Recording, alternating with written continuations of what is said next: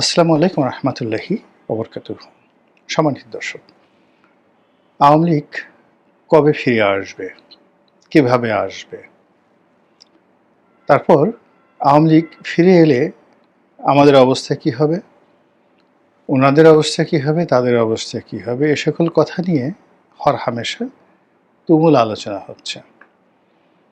আর এ সকল আলোচনা উস্কে দেওয়ার জন্যে প্রায় দেখা যাচ্ছে ঢাকা রাজপথের বিভিন্ন এলাকাতে আওয়ামী লীগের মিছিল হচ্ছে,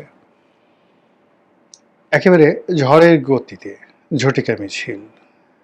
সবচেয়ে আশ্চর্যের ব্যাপার হলো যে এই মিছিলগুলো ক্রমশ ঘন ঘন হচ্ছে এবং মিছিলের আকার বেড়ে যাচ্ছে।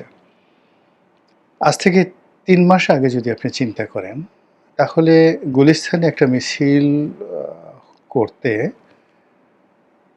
যারা রাস্তায় নামতেন তাদের সংখ্যা ১০-১২ জনের বেশি ছিল না, এবং তাদের হাত পায়ের যে নড়াচড়া দেখলে মনে হতো তারা যথেষ্ট ভীত সন্ত্রস্ত এবং কম্পমান, এবং তাদের স্লোগান আসলে কোনো স্লোগানই ছিল না। অনেকটা একবার দুইবার করে জয় বাংলা বলতো বা জয় বঙ্গবন্ধু বলতো।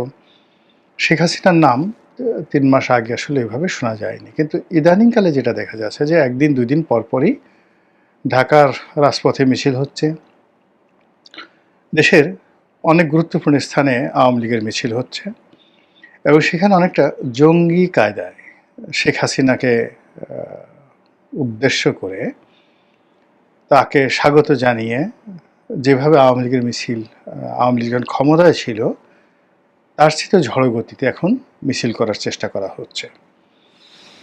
এবং এই মিছিলটা হলো যারা করছে, কখনো মশাল জ্বালিয়ে রাতে করছে, কখনো দিনের বেলায় করছে, কখনো জনসমাবেশে করছে, এবং তারা প্রথম দিকে মুখে কাপড় দিত, মাস্ক পরতো, ইদানিং তারা ঠিক সেই মাস্কও পরছে না।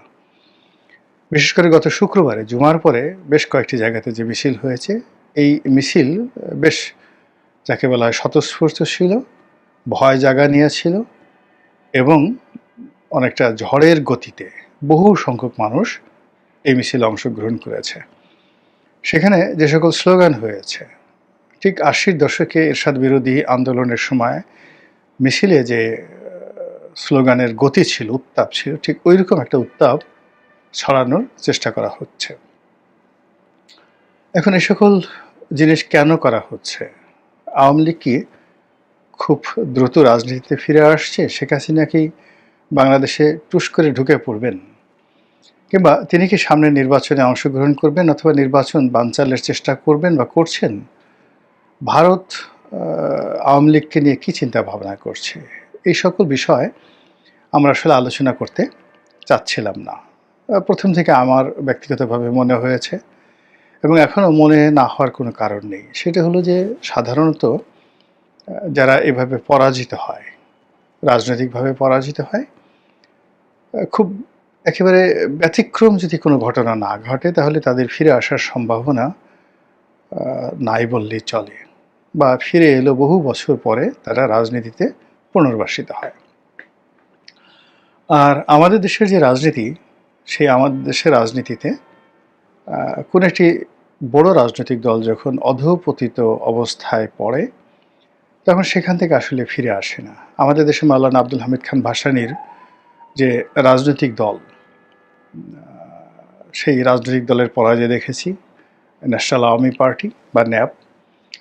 মুসলিম লীগের পতন আমরা দেখেছি, আর ঘুরে দাঁড়াতে পারেনি। তারপর এরশাদের অবস্থা তো দেখতে পাচ্ছেন, জাতীয় পার্টি এখন মানে মরে মরে অবস্থা। এর বাইরেও আরেকটি খুব বড় পার্টি ছিল আমাদের দেশে, খেলাফতে রব্বানী পার্টি। সেই খেলাফতে রব্বানী পার্টিও তাদের পতন হয়েছিল 1954 নির্বাচনের পর। এর বাইরে কৃষক শ্রমিক প্রজা পার্টি, শেরেবাংলাকে ফজলুল হকের প্রজা পার্টি, এই পার্টিও বেশ কিছুদিন নীরবে থাকার পর 1954 আবার নতুন করে এটি ফিরে এসেছিল, কিন্তু শেষ পর্যন্ত টিকতে পারেনি। তো সেক্ষেত্রে সেই সমীকরণ ধরে আওয়ামী লীগের রাজনীতিতে পুনর্বাসন, ফিরে আসা, যারা খুব সাধারণ চিন্তাভাবনা করেন আমারই মতন করে, তারা চিন্তা করেছেন যে না, এটা সম্ভব নয়।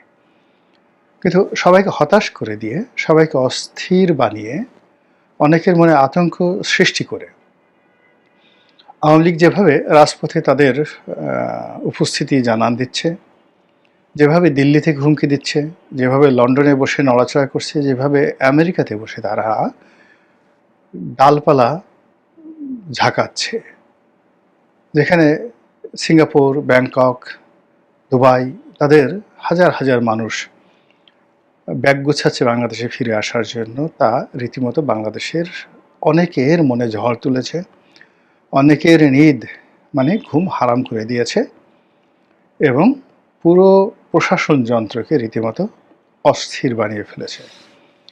যেখানে আমাদের প্রশাসন এই মুহূর্তে বিশেষ করে পুলিশ বাহিনী, সেনাবাহিনী তারা রাষ্ট্রের আইন শৃঙ্খলা রক্ষা করতে রীতিমতো হিমশিম খাচ্ছে।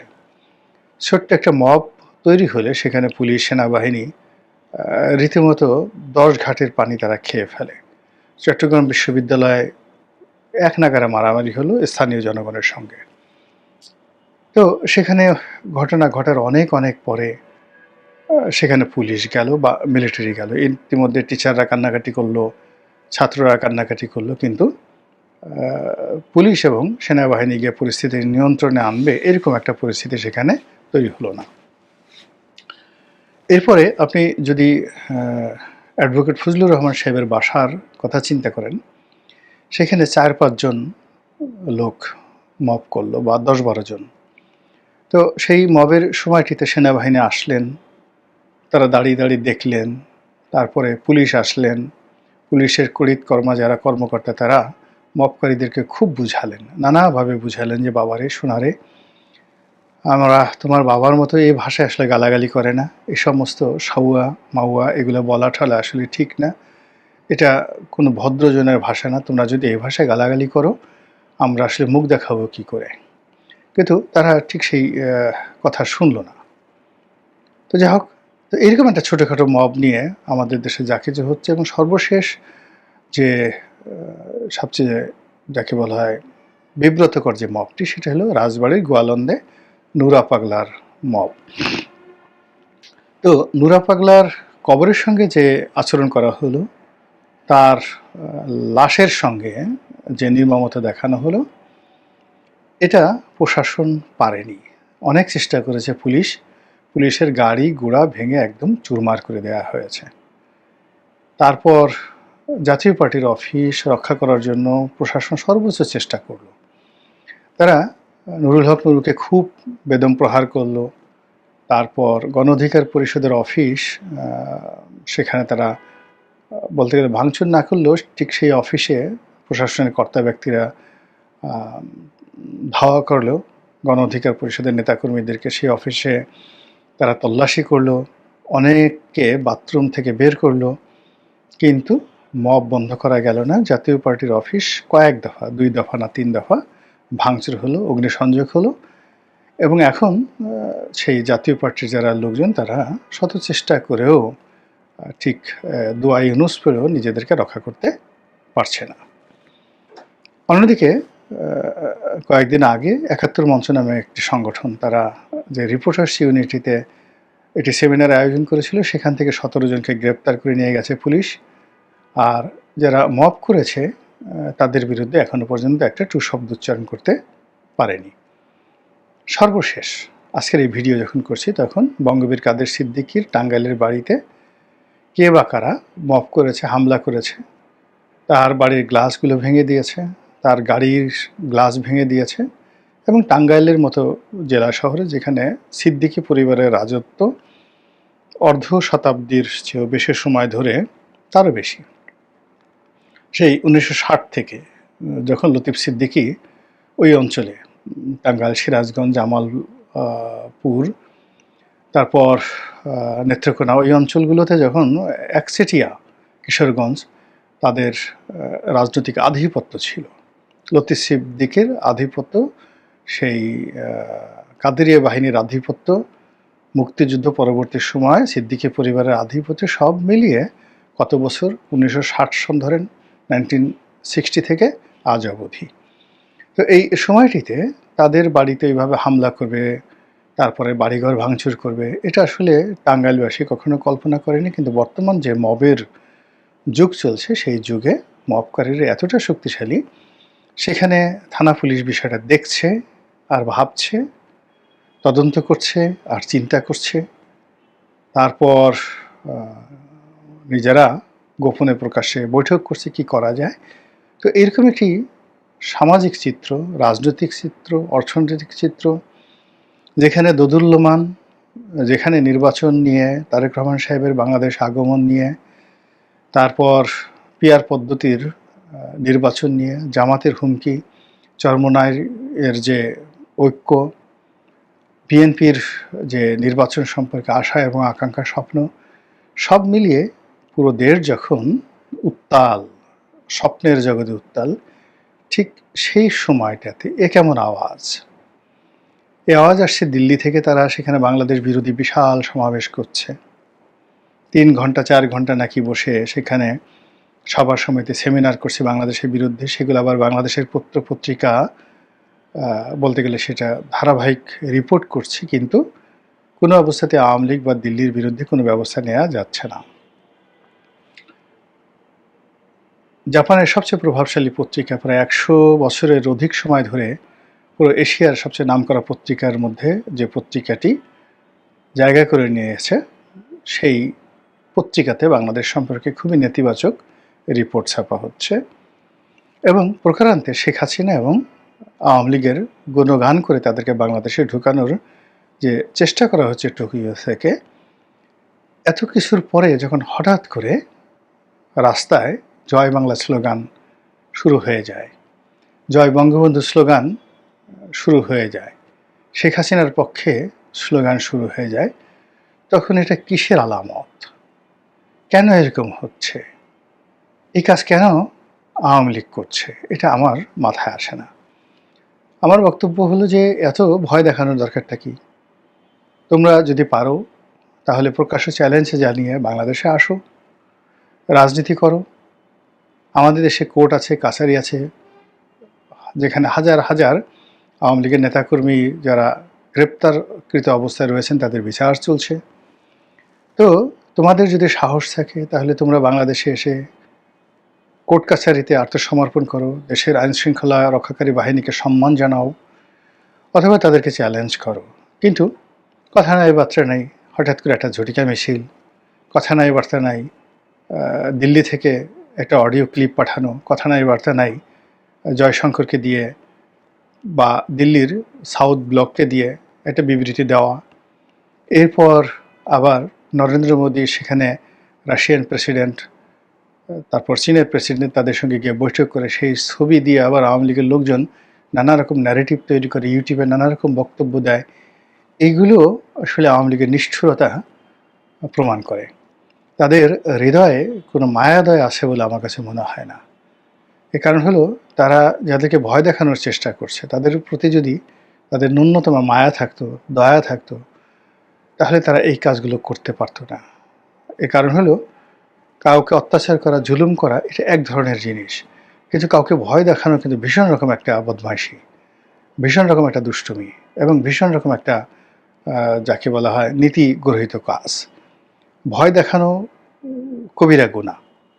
তাও আওয়ামী লীগ কেন এখন ভয় দেখাচ্ছে?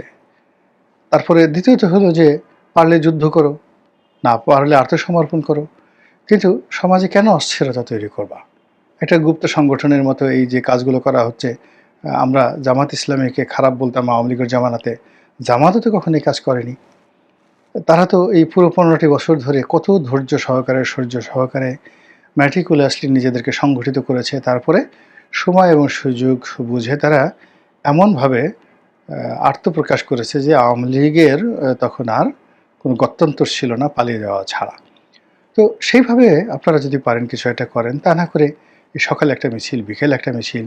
এমনি আমাদের কত সমস্যা, আমাদের অর্থনৈতিক অবস্থা ভালো না, আমাদের আইনশৃঙ্খলার অবস্থা ভালো না, চারিদিকে মব হচ্ছে, তারপরে আমরা কোনো কিছুতেই স্বস্তি পাচ্ছি না। এর মধ্যে আপনারা যে অস্থিরতা তৈরি করছেন, আপনাদের একেবারে বিবেক বুদ্ধি যতটুকু ছিল ক্ষমতায় মানে থাকা অবস্থায়, ক্ষমতা থেকে চলে যাওয়ার পর তাদের আপনাদের সেই বিবেক বুদ্ধি কোন পর্যায়ে নেমে আসছে যা আমরা এখন ভাষায় প্রকাশ করতে পারছি না। এবং আপনারা এই যে মবগুলো করছেন, এই মবের সাথে যে আপনাদের সংযোগ নাই, এ কথা কিন্তু বলা যাচ্ছে না। ওই যে দেখুন নুরা পাগলা দৌলতদিয়াতে যে তার লাশের সঙ্গে খারাপ আচরণ করা হলো, তার লাশ পুড়িয়ে দেওয়া হলো, সেখানে ৩,৫০০ আসামি, সেই আসামির মধ্যে পুলিশ ইতিমধ্যে নিষিদ্ধ ঘোষিত ছাত্রলীগের ১০ জন না ১১ জনকে গ্রেপ্তার করেছে। তাহলে আপনি বোঝার চেষ্টা করুন যে আপনারা নুরা পাগলাকেও ছাড়েন নাই। নুরা পাগলার যে লাশ, সেই লাশের প্রতি আপনাদের কোনো মায়া দেওয়া নেই। আপনারা যেখানে সরকারকে বিপর্যস্ত করা যায়, দেশের প্রচলিত রাজনীতিকে চ্যালেঞ্জ জানানো যায়, তারপরে আইনশৃঙ্খলা রক্ষাকারী বাহিনীকে বিব্রত করা যায়, আপনারা সেই কাজগুলো ছলে বলে কৌশলে করে যাচ্ছেন।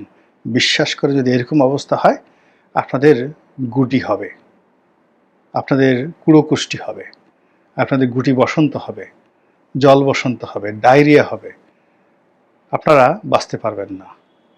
আপনাদের হাত থেকে এই জাতিকে রক্ষা করার জন্য যা করার দরকার আমরা তাই করব ইনশাল্লাহ। আসসালামু আলাইকুম রহমতুল্লাহি ওয়া বারাকাতুহু।